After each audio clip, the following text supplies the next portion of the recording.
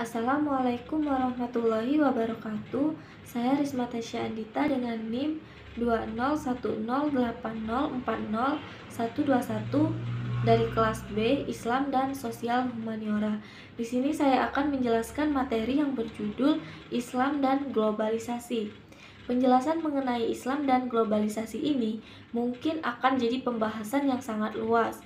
Kita berbicara mengenai Islam yang mana kita tahu bahwasanya dominan pengikut Islam itu persentasenya sangat tinggi, hampir di seluruh negara di dunia.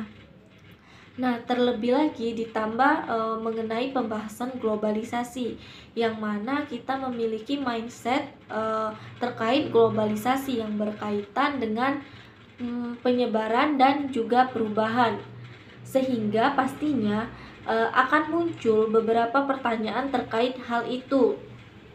Mungkin salah satunya adalah apakah Islam mengalami banyak perubahan dari berbagai aspek dengan adanya globalisasi. Nah, mungkin itu salah satu yang menjadi pertanyaan dari sekian banyak orang. Pertanyaan mengenai tema pada kali ini terkait Islam dan globalisasi.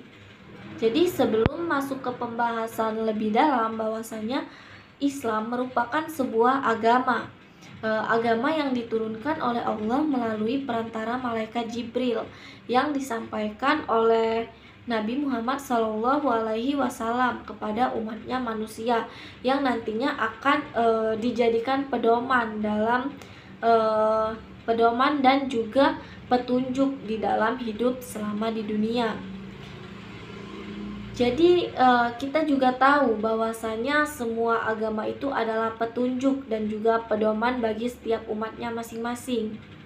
Namun agama Islam dan juga agama-agama yang lain seperti agama Hindu, Buddha, Kristen, Konghucu, Katolik, dan lain sebagainya itu memiliki kelebihan masing-masing, yang mana kita dituntut untuk memilih salah satu dari kepercayaan yang ada tersebut.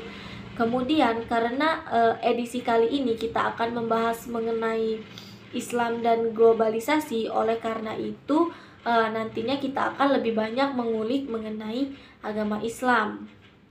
Jadi dalam Islam kita diajarkan untuk bagaimana cara kita untuk menyelamatkan diri sendiri, bagaimana itu bisa terjadi. Nah, jadi di dalam Islam sendiri itu ada yang namanya rukun Islam, yang kita tahu bahwa rukun Islam itu ada 5. Yang pertama adalah bersaksi tiada Tuhan selain Allah dan Nabi Muhammad adalah utusannya. Lalu yang kedua itu mendirikan sholat. Kemudian yang ketiga itu berpuasa, dan yang keempat itu menunaikan zakat. Lalu yang kelima itu pergi haji bila mampu. Nah, dengan adanya rukun Islam ini dapat disimpulkan bahwasanya adanya agama Islam itu untuk membangun kedamaian dengan cara untuk senantiasa berikhtiar atau tetap berpasrah diri kepada Allah Subhanahu wa Ta'ala atas segala sesuatu yang sudah dikehendakannya. Nah, jadi Islam itu merupakan jalan hidup, acuan dan kerangka tata nilai kehidupan. Kenapa?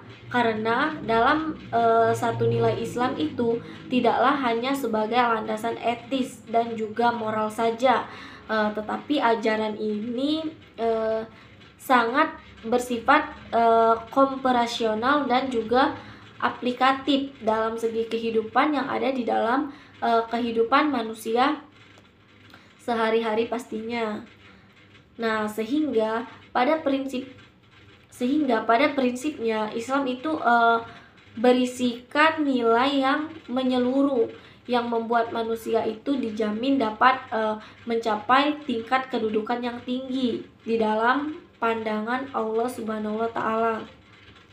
Dengan memanfaatkan semua potensi yang dimiliki, pastinya dengan potensi yang kita miliki itu merupakan anugerah dari Allah Subhanahu wa Ta'ala. Jadi tata nilai tersebut juga bisa dijadikan sebagai tata tertib acuan di zaman globalisasi ini. Karena sifatnya itu universal dan juga fleksibel terhadap perubahan dan perkembangan yang ada. Jadi semua orang itu memiliki soft skillnya masing-masing, sehingga nantinya kita juga tergantung bagaimana kita bisa membawanya atau memanfaatkannya ke arah mana. Apalagi kita ada di zaman globalisasi, yang perkembangan globalisasi yang tentunya sangat luas sekali, seperti perkembangan teknologi. Selanjutnya kemudian kita akan membahas mengenai globalisasi, yang mana sebelumnya sudah saya jelaskan mengenai Islam itu bagaimana, seperti apa. Jadi hal tersebut memiliki makna terkait penyebaran ilmu pengetahuan dan kebudayaan dari berbagai penjuru dunia, hingga tak terbatas bahasanya dalam setiap negara itu. Nah, mungkin dalam penjelasan ini terkesan bahwasanya globalisasi ini tuh terlihat sangat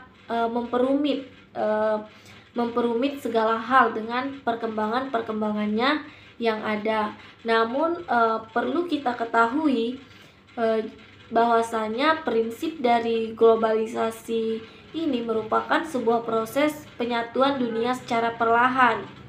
Akan tetapi pastinya mulai menghilangkan sekat-sekat di setiap negara, yang mana dalam hal ini melibatkan adanya manusia, informasi, perdagangan, dan juga permodalan.